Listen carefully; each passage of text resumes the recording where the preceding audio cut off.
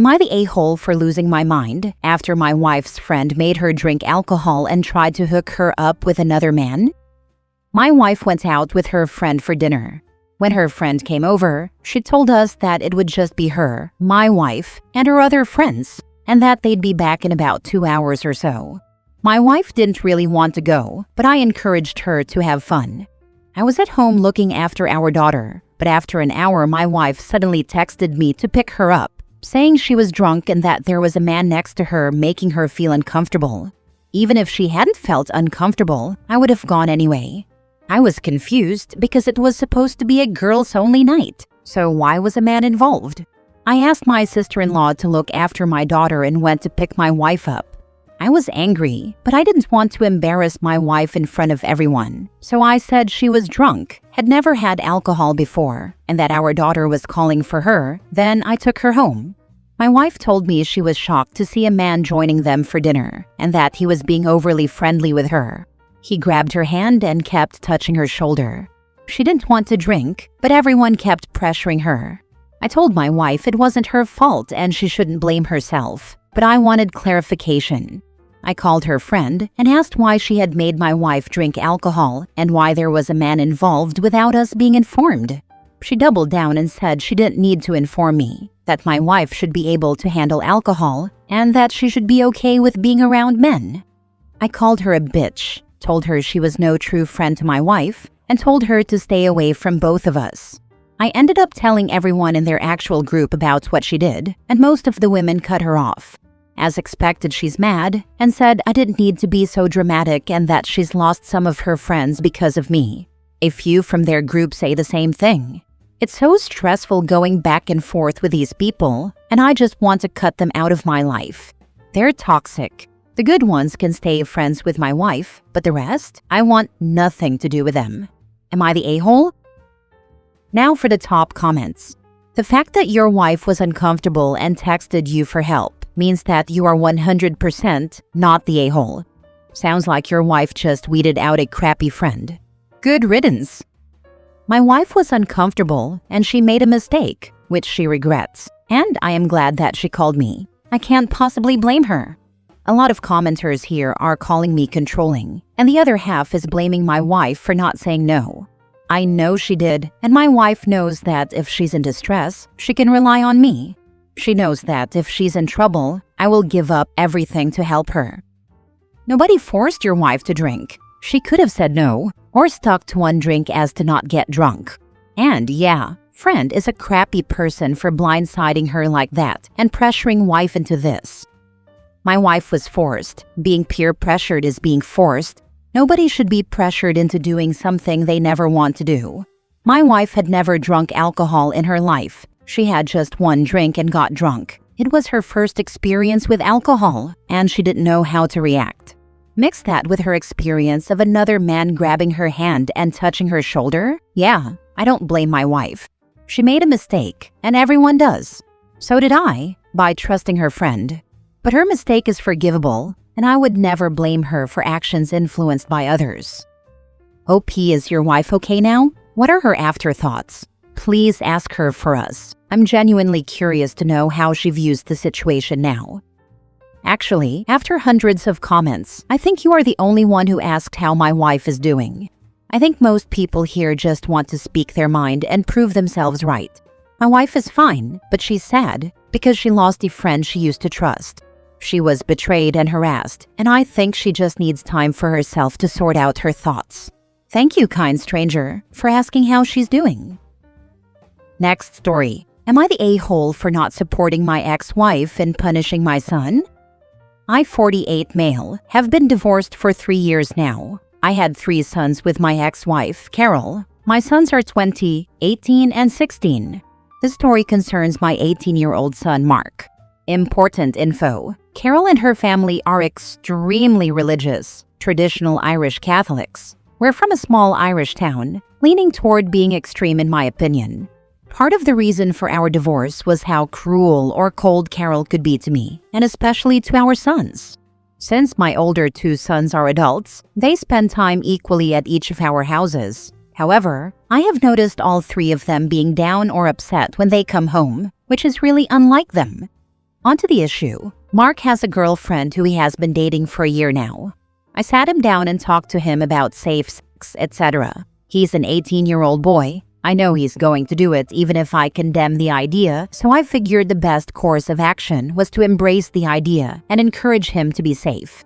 On Monday, Carol went out to move my son's car out of the way, and in the door card she saw an unopened condom. She flipped out, took his keys and phone, and called him a disgrace for doing it outside of marriage. I think it's important to note that we had our oldest 6 months before our wedding. Carol wants me to ban Mark from seeing his girlfriend and from also working on my farm, which my boys absolutely adore.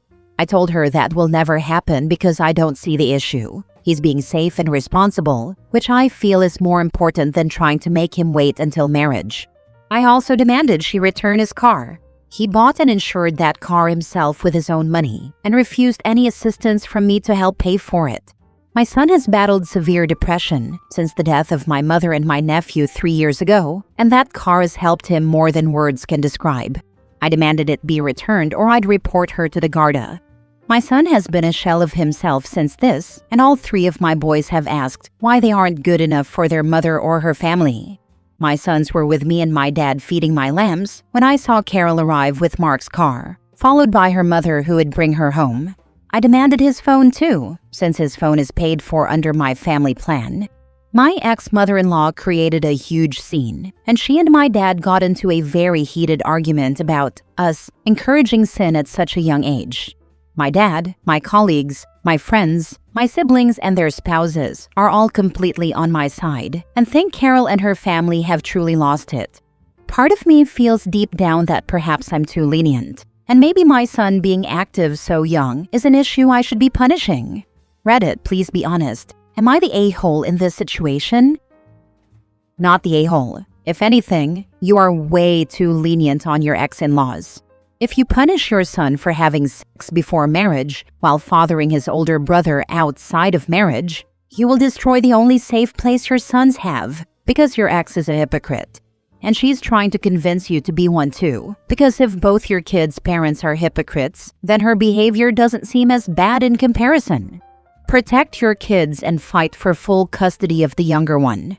The fact that you haven't fought for full custody after your sons repeatedly asked why they aren't good enough for their mom is not making you look the best. And when you explain why you allowed her to make your kids sad and depressed, you will be explaining why you are so lenient on her.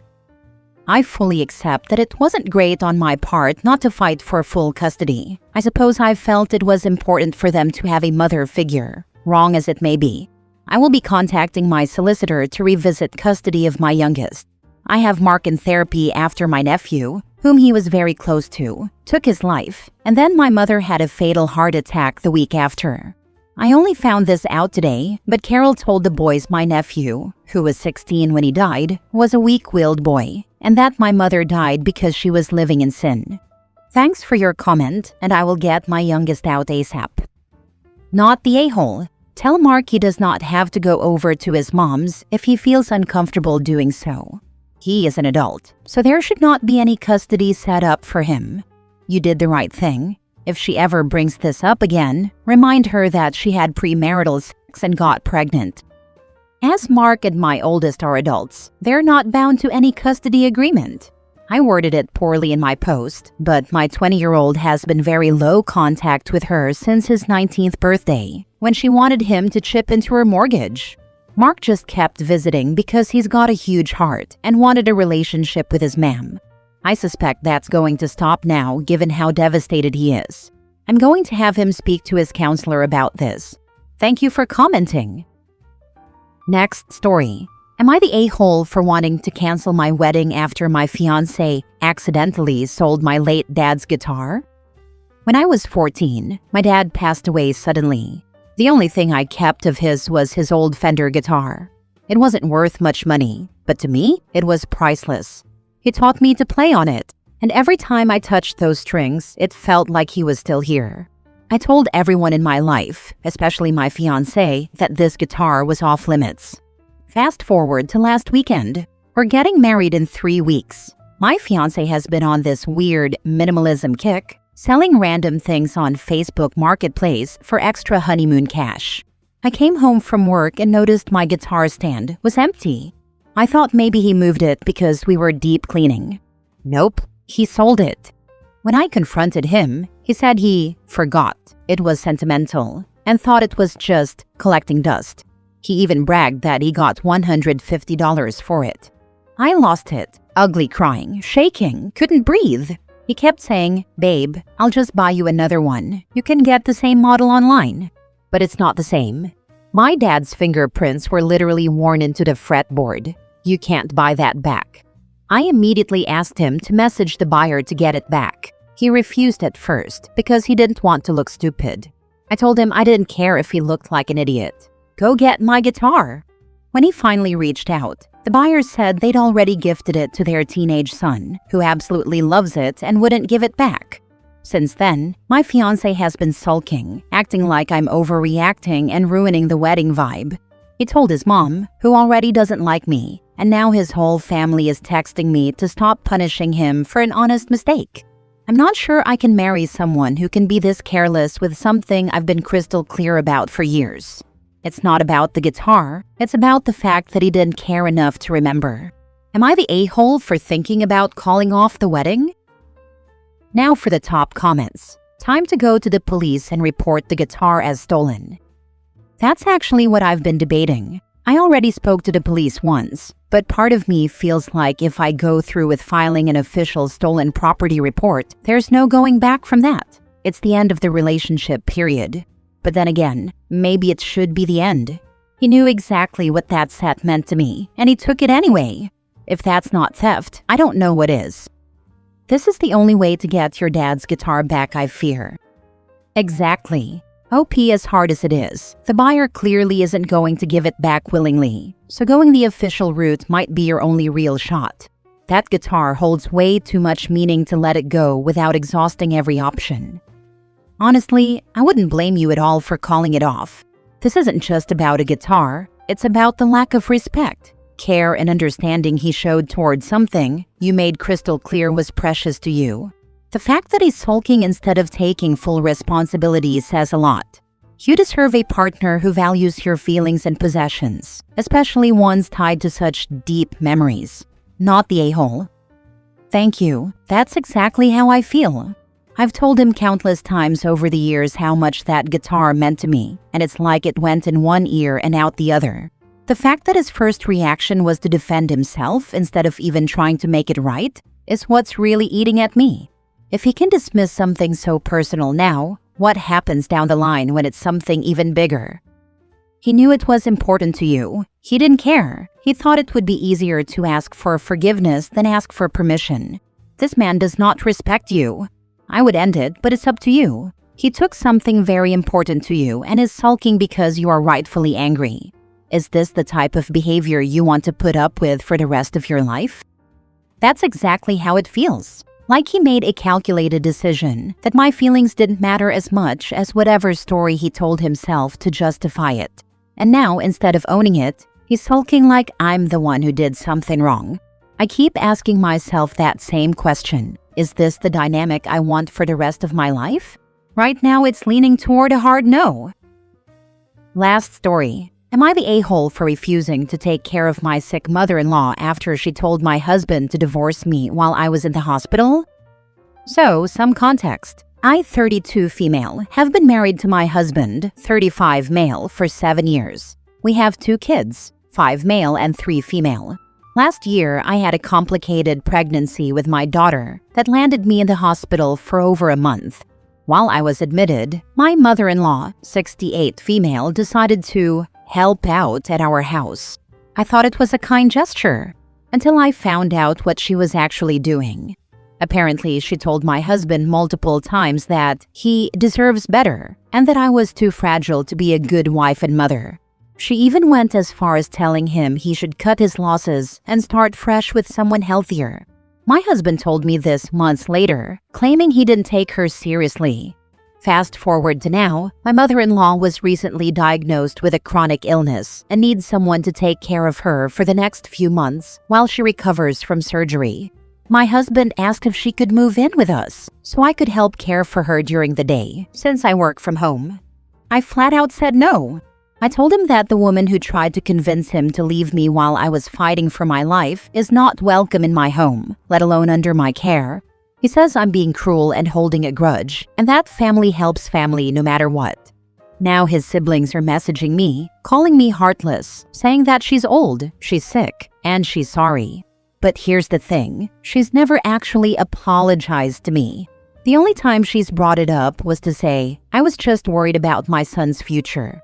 My husband is barely speaking to me, and I'm starting to wonder if I am being too cold.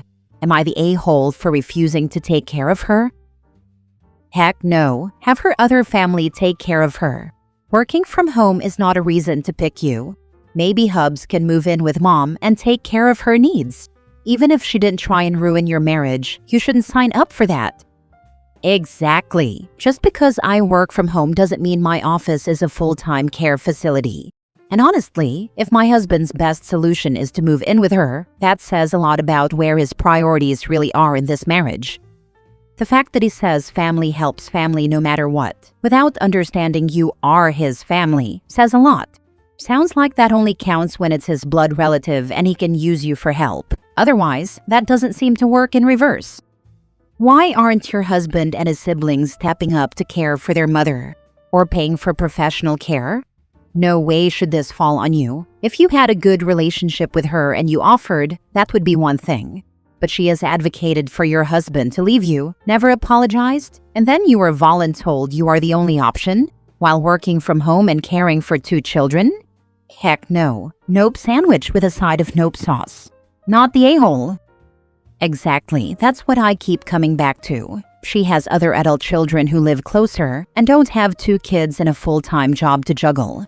I've been polite and cordial, but I'm not signing up to be the full-time caregiver for someone who's never respected me. The "you're the only option" line is just not true. They're just making it my problem because it's convenient.